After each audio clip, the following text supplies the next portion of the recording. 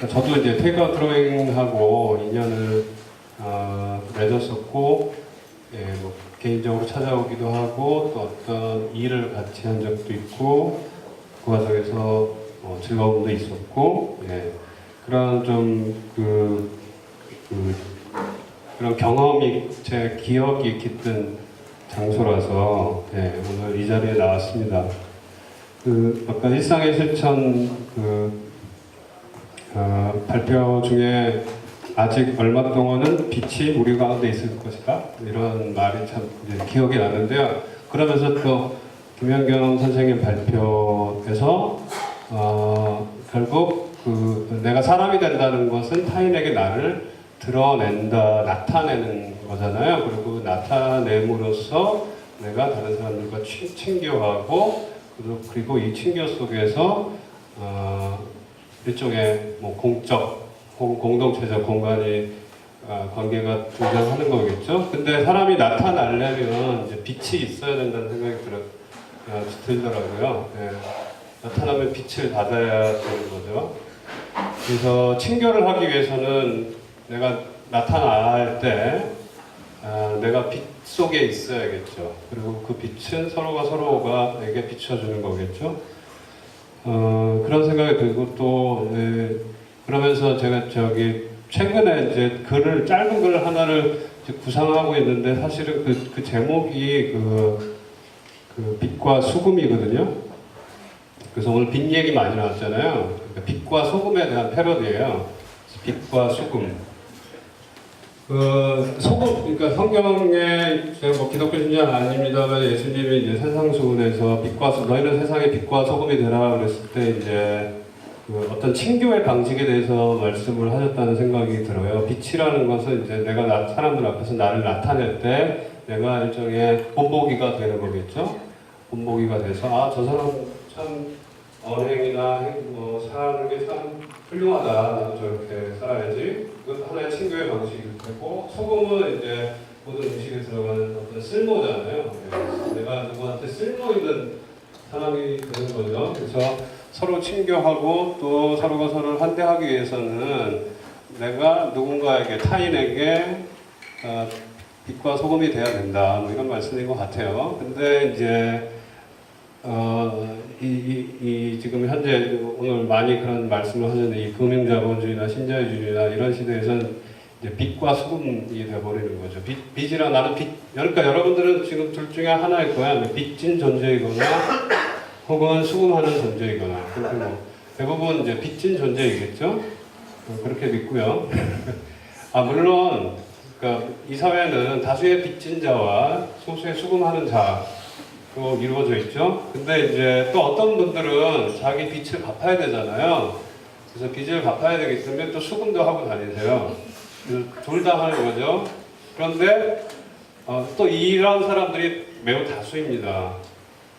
나는 빚인데 수금은 안 하는데, 이렇게 생각하실 수 있잖아요. 저는 여기서 간접적 수금이라는 말씀을 드리고 싶은데, 간접적 수금이라는 것은 내 빚을 탕감하기 위해서 내가 버는 돈은 사실 누군가한테서 돈을 받는 거죠. 그 누군가는 예를 들어서 뭐 잘 아시겠지만 비정규직이 될 수도 있고요, 해고자가 될 수도 있고, 누군가 적게 받는 거죠. 혹은 누구는 못 받는 거예요. 그러니까 이런 시대가, 이런 사회가 돼버린 거죠. 네. 고통을 받는 자, 빚진 자, 고통을 주는 자, 수금하는 자, 그리고 나의 고통을 덜기 위해서 누군가에게 고통을 주는 자, 이런 세상이 되어버린 거죠. 그리고 저는 이 공간, 테이크아웃 드로잉도 사실은 그런 거죠. 예를 들어서 월세를 더 줄 수 있다, 월세를 더 주고 여기 계속 머물겠다라는 것조차 허락이 안 되는 거죠. 그러니까 뭐냐면 빚을 탕감할 기회조차 허용되지 않는 거죠. 그래서 이런 공간들은 더 큰 빚을 감당할 수 있는 사람들에게 가거나, 혹은 수금하는 자들끼리 이제 어떤 야합을 해서 이런 공간을 소유해버리는 거죠. 지금 그런 시대가 돼버렸습니다.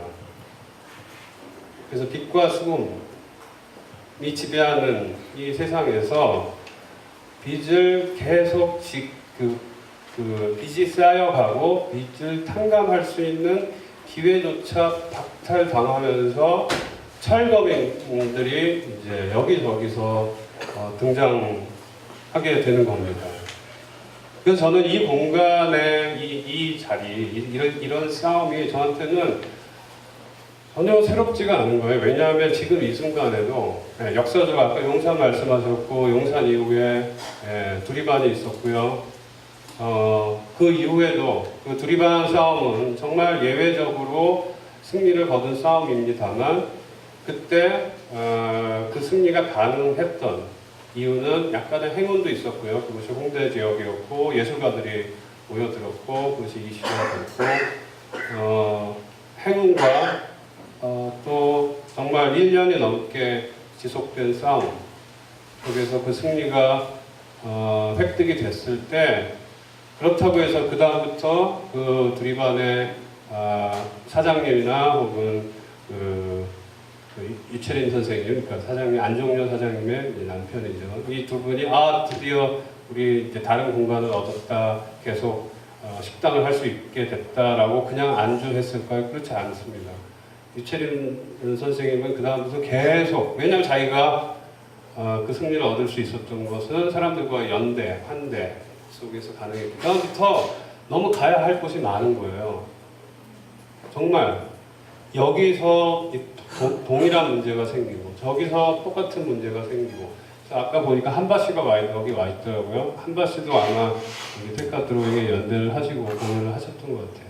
네. 그때 두리반에 모였던 예술가들, 뮤지션들은 그 이후로 정말 끊임없이 운동권 가수라는 그런 낙인을 감수하면서까지 계속 여기저기서 활동을 하고 계시는 거죠. 그래서 저는 이 공간에 지금 이 현상이 전혀 예외적인 현상이 아니라는 거, 우리에게 너무나 흔히들 일어나는 정말 내가 철거민이 될 거라고는 용산에 계신 분들도 자신들이 철거민이 될 거라, 그러니까 모든 분들이 똑같은 내가 철거민이 될 거라는 상상도 못해요. 두리반에서도 마찬가지예요. 내가 철거민이 될 거라는 상상도 못해요. 근데 사실은 너무 많은 철거민들이 너무 많은 이 공간을 둘러싼 이런 현상들이 매일매일 세계 곳곳에서 지금 일어나고 있다라는 겁니다. 그래서 저는 진짜 이 환대가 사람이 되는 권리로서 내가 환대받고 환대하고 이런 이야기가 정말 절실하게 다가오면서 동시에 정말 그래서 이런 생각이 들어요. 오히려 참 아이러니한 것은 이런 싸움이 있는 곳에서만 환대가 가능한 건가? 라는 생각. 그러니까 정상적으로 우리가 살아가는 그냥 평범하게 살아가는 속에서는 이미 환대는 불가능해진 거죠. 왜냐하면 모든 장소가 자본에 의해서 소유권에 의해서 격리되고 단절되는 그런 상황인 거죠. 그리고 그 안에서의 주체들은 빚진 자냐 수금하는 자냐 이 둘 중에 하나 밖에 없는 거고. 그런데 제가 테이크아웃 드로잉에 자주 남들보다 좀 자주 왔죠. 오늘 같은 분위기, 사람들이 모이고 정말 이런 얘기를 하고 경청하고 뜻도 없었던 것 같아요. 그래서 이게 약간 서글픈데 뭐냐면 싸움 속에서만 환대는 가능하고 싸움 속에서만 우리는 서로에게 빛과 소금이 될 수 있는 건가? 그냥 좀 평범하게 살면서 빛과 소금 못 되나? 뭐 이런 생각도 듭니다. 그리고 정말로 지금 심각하다라는 걸 말씀드리고 싶어요. 제가 얼마 전에 철원에 갔는데요. 철원에서 어떤 또 예술 기획 이렇게 사람들 같이 하는. 그래서 제가 철원에 가서 이제 기획이라는 걸 쓰고 싶지 않다라는 생각을 했는데 제가 이제 그 철원에 있는 이렇게 동네에서 동네 분들이랑 동네 가게에서 좀 이렇게 어떤 그러니까 예술인 듯 예술이 아닌 듯 뭐 그런 일을 해보고 싶어서 이렇게 돌아다니고 있었는데 어떤 가게 하나가 보였거든요. 근데 그 가게 이름이 황금 벌판에 메뚜기가 뛸 때라는 분식집이었어요. 네. 근데 그 분식집이 문을 닫은 거예요. 근데 그 공간은 저희한테 아주 마음에 들었습니다. 그래서 그 건너편에 부동산이 있더라고요. 그래서 그 부동산에 가서 저 가게가 얘기를 들어보니 분식집이 문을 닫은 지 혹은 휴점을 한 지 꽤 오래된 것 같은데 저기 어떤 분이 계시고 혹시 다른 분이 들어오시고 이런 걸 등등을 여쭤봤거든요. 부동산 주인분한테. 그랬더니 이렇게 보더니 바로 건너편인데 문 닫았네요? 이러는 거예요.